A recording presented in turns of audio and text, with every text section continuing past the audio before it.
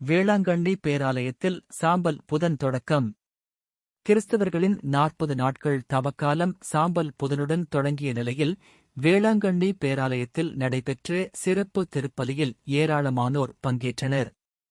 இயேசு கிறிஸ்து சிலுவையில் அறையப்பட்டதை நினைவுகூரும் வகையில் கிறிஸ்தவர்களால் தவக்காலம் கடைபிடிக்கப்படுகிறது. இந்த தவக்காலம் தொடக்க நிகழ்வாக சாம்பல் புதன் அனுசரிக்கப்படுகிறது.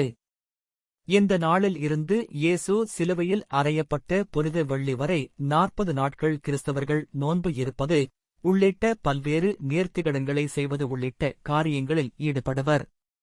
இந்த சாம்பல் புதனை முன்னிட்டு வேளாங்கண்ணியில் உள்ள உலக புகழ்பெற்ற புனித ஆரோக்கிய அன்னை பேராலயத்தில் இன்று அதிகாலை சிறப்பு திருப்பலி நடைபெற்றது.